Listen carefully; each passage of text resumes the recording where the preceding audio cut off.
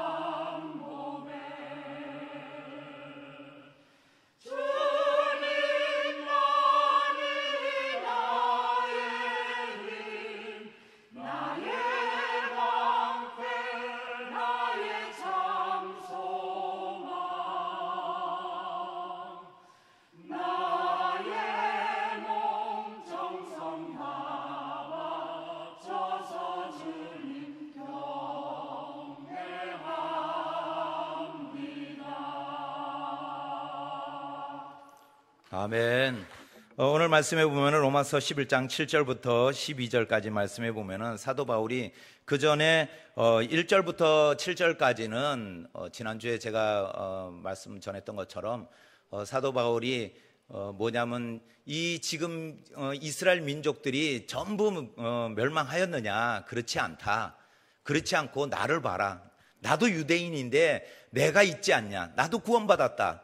그리고 또한 엘리야 시대에 엘리야가 나만 남았나이다 그랬을 때 바알에 무릎 꿇지 않은 7,000명이 있다고 이야기하면서 남은 자가 있다고 이야기하고 있습니다. 그런데 오늘 7절 말씀부터 12절 말씀 가운데는 뭐냐면은 이스라엘 민족 중에 그 구원받은 사람 나머지 사람들 그 또한 남은 사람들 택함 받지 못한 사람들이 있다라는 것을 이야기하고 있습니다.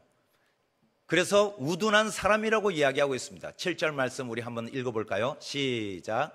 그런즉 어떠하냐? 이스라엘이 구하는 그것을 얻지 못하고 오직 택하심을 입은 자가 얻었고 남은 자들은 우둔하여 졌느니라. 택함을 받은 자가 얻었다고 이야기하고 있습니다.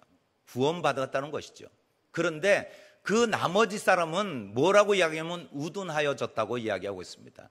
그전 이 개역개정에는 우둔하다 이렇게 표현하고 있는데 그전 번역본에 보면은 완악하다 이런 표현을 쓰고 있어요. 완악하다 이런 표현 속에서 우리가 이 완악하고 우둔하다 물론 원어 성경에는 같은 단어를 쓰고 있는데 우리 이제 개역개정과 그리고 그전에 개역성경에는 그것을 완악하다 또한 우둔하다 이런 뜻으로 말씀하고 있습니다. 여기서 택하심을 입은 자가 아닌 사람들은 완악하고 우둔하다는 거예요. 쉽게 말해서 어리석다라는 이야기죠. 하나님께 왜 택함을 못 받았느냐, 그 이야기를 사도 바울이 또 이야기하는 거죠. 왜 택함을 못 받았죠? 앞서 말씀드렸던 것처럼 복음을 받아들이지 못했다는 거예요. 예수 그리스도를 십자가에 우리를 위해서 대속하신 예수 그리스도를 믿지 못했다는 거예요.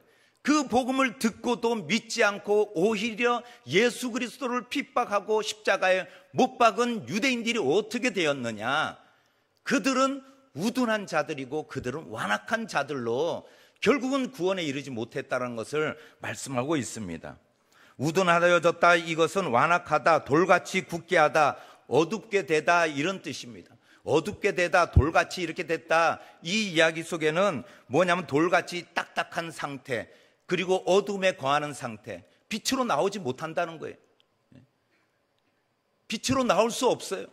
이들의 마음이 이미 딱딱하고 완악해지고 그리고 우둔해서 깨닫지 못하기 때문에 눈이 있어도 보지 못하고 귀가 있어도 듣지 못하는 그런 상황을 이야기하고 있습니다. 요한복음 3장 19절 20절 말씀에 그 정죄는 이것이니 곧 빛이 세상에 왔으되 사람이 자기 행위가 악함으로 빛보다 어둠을 더 사랑한 것이니라. 악을 행하는 자마다 빛을 미워하여 빛으로 오지 아니하나니 이는 그 행위가 드러날까 함이요. 예수님도 이렇게 말씀하고 있습니다. 유대인들이 완악하고 그리고 빛으로 나오지 못한다는 것이죠. 오늘 예배 드리는 성도님들은 어떻습니까? 빛으로 나온 줄 믿습니다. 그리고 우리는 구원받은 확신과 믿음이 있기 때문에 이스라엘 백성들 구원받지 못한, 그리고 예수 그리스도를 믿지 못했던 그런 유대인들과는 다르다고 이야기하고 있습니다. 정말 우리는 이곳에 앉아 계시고 그리고 유튜브로 예배 드리시는 분들은 똑똑하신 분들이에요. 똑똑하신 분들이죠. 그거를 우리가 깨달았나요?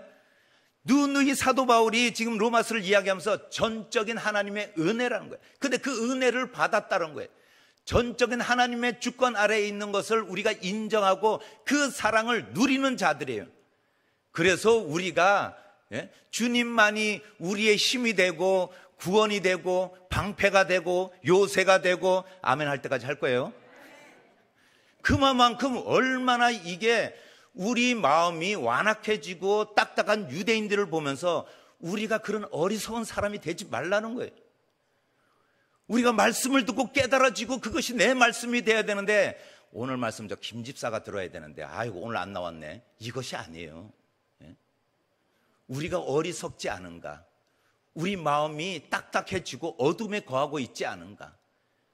오늘 우리에게 주시는 이 사도 바울을 통해서 하나님께서 우리에게 주시는 말씀이 바로 그 말씀이라는 거예요.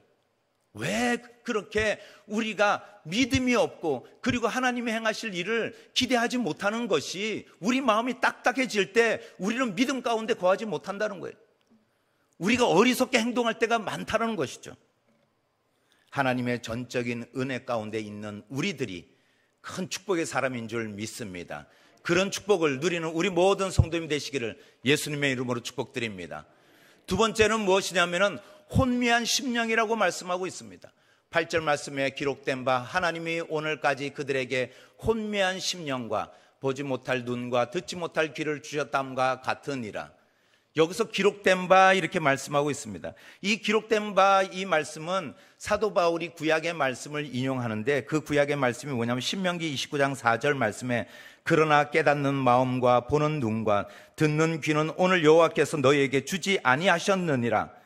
이사야 29장 10절 말씀 대저 여호와께서 깊이 잠들게 하는 영을 너희에게 부어주사, 깊이 잠들게 하는 영을 너희에게 부어주사 너희의 눈을 감기셨으니 그가 선지자들과 너희의 지도자인 선견자들을 덮으셨음이라. 여기서 혼미한 심령과 깊이 잠들게 하는 영은 같은 단어를 쓰고 있어요. 우리가 혼미한 이 심령과 깊이 잠들게 하는 영, 이 깊이 잠들게 하는 영이라는 단어를 처음 쓴 것이 구약 성경에 보면 우리가 잘 아는 것처럼 아담을 잠재워서 하와의 갈비뼈를 취해서 하와를 이제 창조하실 때 그 깊이 잠들게 하다, 감각이 없다는 거죠. 무감각한다는 거예요.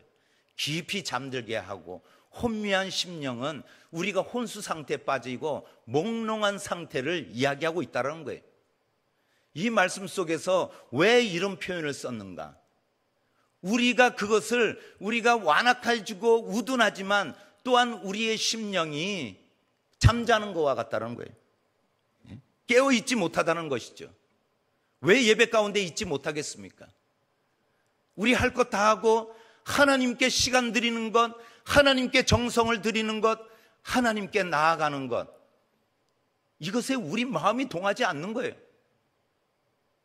이것이 우리에게 먼저 우리 마음이 굳어져 있다는 증거예요. 그것을 깨닫는 자들은 하나님 앞에 나아간다는 거죠. 제가 제일 안타까운 것이 뭔지 아세요? 목사님, 제가 이런 어려움 가운데 있습니다. 기도해 주세요. 이렇게 이야기했던 그런 성도님들이 계세요. 우리 교회 말고요. 제가 전에 있던 교회에서. 그런데 제가 아주 답답해 죽겠는데, 그래서 제가 최 집사, 그거 그렇게 왜 그렇게 기도해 달라고 그러는데 최 집사 너는 왜 안 나와? 철야 예배도 안 나오지, 수요 예배도 안 나오지, 그리고 주일 오후 예배도 안 나오고 왜 그래? 그렇게 막 다급해서 기도 제목을 내놓으면서 제가 그렇게 얘기할 때, 아유 바빠서요 형님, 아유 제가 지금 일이 너무 많아가지고. 그거보다 더 중요한 일이 있겠어요? 기도보다? 예배보다? 하나님을 찾는 것보다 더 급하고 더 다급한 일이 어디 있겠냐는 거예요. 그러면서 매일매일 저에게 이게 힘들어요, 이번에 이런 문제가 있어요, 그러면서 기도 부탁을 할 때 제가 그때 정말 왜 이렇게 그것이 이렇게 답답하게 느껴질 적이 없는지 몰라요. 본인이 정작 기도하고 본인이 정작 하나님께 나아가야 되는데 그러지 못한다는 거예요. 이것이 진짜 믿음이겠는가, 이 생각이 들더라는 것입니다. 그래서 이스라엘 백성들이 어떠한 상태인가를 이야기할 때 라틴 성경에는 혼미한 심령을 무관심, 무감각, 냉담 이렇게 번역하고 있더라고요. 그런데 우리 주님은 마태복음 11장 17절 말씀에 이르되 우리가 너희를 향하여 피리를 불어도 너희가 춤추지 않고 우리가 슬피 울어도 너희가 가슴을 치지 아니하였다 함과 같도다. 피리를 불어도 감각이 없고, 그리고 우리가 슬피 울어도 마음의 슬픔과 그리고 감동과 그리고 우리가 마음이 동함이 없다라고 주님도 말씀하고 있습니다. 예수 그리스도가 유대인으로 오셨습니다. 예수 그리스도가 유대 땅에 오셨어요.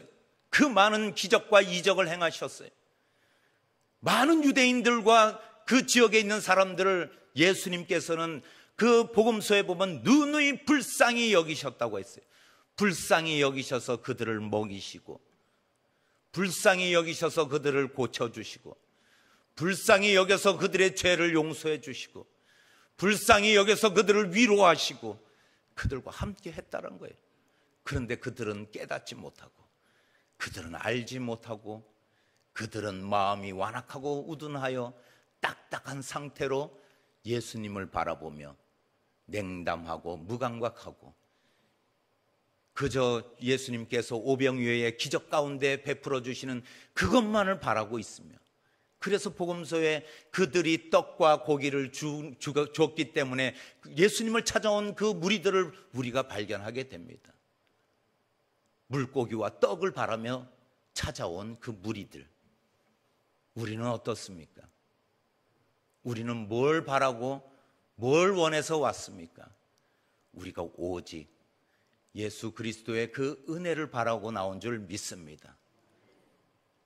그래서 어리석은 이스라엘 백성이 아니라 말씀의 귀에 들리고 기도로 깨어있고, 그리고 찬양으로 늘 하나님을 예배하고 찬양하시는 우리 모든 성도님 되시기를 축복드립니다. 마지막으로 어리석은 이 이스라엘 민족들이 밥상이 올무가 되었다고 이야기하고 있습니다. 9절 말씀, 또 다윗이 이르되 그들의 밥상이 올무와 덕과 거치는 것과 보응이 되게 하시옵고. 다윗이 이렇게 고백하고 있습니다. 다윗이 이 고백은 시편 69편에 나오는 그 말씀을 인용했습니다. 22절 23절, 그들의 밥상이 올무가 되게 하시며 그들의 평안이 덫이 되게 하옵소서. 그들의 눈이 어두워 보지 못하게 하시며 그들의 허리가 항상 떨리게 하소서. 다윗의 이 표현 속에서 악한 자들을 이렇게 해달라고 기도하고 간청하는 모습을 볼 수 있습니다. 밥상은 보통 우리가 식탁을 의미하지만 여기서 깊은 의미로는 우리가 먹는 그 식사와 음식을 의미하고 있습니다. 우리가 바라는 거 아니겠어요? 살아가면서 사실 우리가 밥 때문에 살아갈 때가 얼마나 많은지 모릅니다. 그런데 제가 가끔 가다가 아내가 이제 늦게 학원에 있다가 이제 가르치고 늦게 들어올 때 제가 점심 때 어느 이제 권사님이 같이 식사를 하다가 너무 과식을 해가지고 저녁 생각이 없더라고요. 그래서 밥을 안 먹고 제가 침대에 엎드려서 말씀을 보고 있는데 아내가 들어와가지고 배고프다고 그러는데 나는 배부른데 이렇게 얘기했다가 아니 자기만 배부르면 다야 그러는 거예요. 그래서 배부른데 밥 생각 없는데 이렇게 얘기했는데 밥통에 밥도 없고 내가 지금 8시 넘도록 이렇게 있다가 왔는데 밥 좀 해놓지 그러더라고요. 예. 그럴 때 이 말씀 속에서 깨달아지는 게 있어요. 내가 너무 밥 생각만 하고 내 생각만 했구나. 이것이 바로 밥상의 올무가 되는 거예요. 네 배만 부르면 되냐. 우리 아내는 분명히 그렇게 생각했을 거예요. 예? 세상 사람들은 밥상의 밥과 식탁의 풍성함을 원하고 있지만 우리는 그 밥상과 풍성한 식탁의 그 음식이 아니라 그것을 베풀어 주신 하나님을 바라보라는 거예요. 다윗이 잘한 것이 뭔지 아세요? 우리가 잘 알잖아요. 사울 왕과 다르게 다윗이 도덕적으로 깨끗하고 그리고 윤리적으로 그 사람이 정직했나요? 아니에요. 그러나 다윗이 잘한 부분이 뭐겠어요? 즉시 회개하고 하나님께 돌이키고 내가 하나님과 반대되는 위치에 있으면 하나님께 달려가는 다윗의 모습을 통해서 하나님은 그것을 기뻐하며 용서하시는 모습을 볼 수 있잖아요. 그렇듯이 밥상의 밥이 아니라 밥상을 차려주시고 우리에게 은혜를 베푸시는 하나님을 바라보는 다윗의 이 모습 볼 때 우리가 볼 수 있는 것이 무엇이냐면은 다윗이 시편 23편 우리가 잘 아는 것처럼 여호와는 나의 목자이시니 내게 부족함이 없으리로다. 이 말씀 속에서 나중에 주님이 차려주신 상에서 내가 그것을 누린다고 이야기할 때 그 상과 오늘 다윗이 고백하는 밥상에 나를 대적하는 자들에게 올무가 되고 덫이 되고 거치는 것이 되게 해달라고 이야기하는 것과 같은 표현인데 나에게는 밥상이 상이 되게 하고 축복이 되게 해달라고 그러고 다른 그런 악한 자들에게는 저주가 되게 해달라는 표현 속에서 우리가 깨닫는 것이 뭔지 아십니까? 그것은 그 밥상이 저주의 밥상이고 축복의 밥상이 아니라 그것을 받아들이는 사람의 상태를 이야기하는 거예요. 어리석은 자에게 밥상은 저주가 되지만은 그 밥상이 올무가 되고 덫이 되지만은 하나님을 바라고 믿음의 사람이고 그리고 정직한 자들, 믿음의 사람들에게는 그 밥상이 진정한 축복의 밥상이 된다라는 그 말씀을 하고 있는 거예요. 사도 바울이 다윗의 그 시편을 인용하며 그 이야기를 하시는 거예요. 우리에게 밥상을 달라고 할 때 필요하기 때문에 우리가 하나님이 구하라고 했기 때문에 우리는 구할 수 있죠. 그러나 먼저 그의 나라를 구하라고 했어요. 먼저 하나님의 의의를 구하라고 했어요. 먼저 주시는 하나님의 은혜를 구해야 된다는 거예요. 하나님의 뜻을 구하라는 거죠. 그럴 때 그것이 진정한 하나님이 베풀어 주신 상이 우리에게 평강이 되고 우리에게 영원한 축복이 되는 줄 믿습니다. 오늘 성도님들에게 물어보겠습니다. 성도님들은 지금 무엇이 진정한 보물이십니까? 돈입니까? 명예입니까? 건강입니까? 아니면 그것을 주시는 하나님입니까? 우리 마음 가운데 결단하고 다짐해야 됩니다. 나는 하나님만을 원합니다. 나 하나님 한 분이면 족합니다.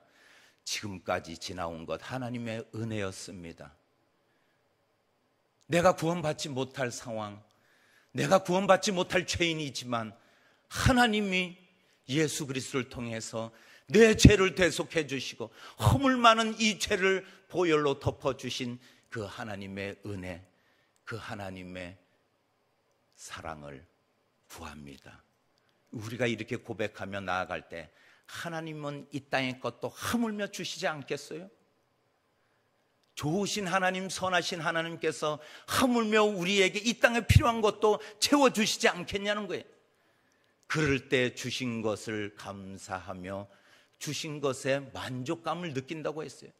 저는 사도 바울의 고백 가운데 내가 주신 은혜가 나에게 족하다고 하는 표현과 세상의 것이 배설물로 여긴다는 것, 사도 바울이 많은 지식이 있고 많은 그런 누릴 것이 있었어요. 로마 시민권까지 있었어요. 그러나 그렇게 고백할 수 있었던 것은 깨달았다는 거예요. 그 한 가지, 우리에게 주시는 이 밥상이 주시는 분이 하나님이시며 그 하나님만 나에게 함께 하시면 나는 족하고 나에게 진정한 축복입니다라는 그런 고백이라는 거예요.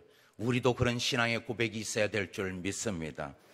그래서 우리가 천국의 백성이 된 것이 우리에게 축복인 줄 믿습니다. 하나님이 자녀 삼아 주신 것이 축복인 줄 믿습니다. 오늘도 우리와 함께 하시는 그 하나님, 그리고 우리가 구할 수 있는 그 구함에 우리에게 권한을 주신 것이 우리에게 축복인 줄 믿습니다. 이런 복된 우리의 모든 진정한 축복을 누리는, 그리고 이 땅의 것도 하나님께서 주시는 그 하나님을 오늘 함께 동행하며 누리시는 우리 모든 성도님 되시기를 예수님의 이름으로 축복드립니다.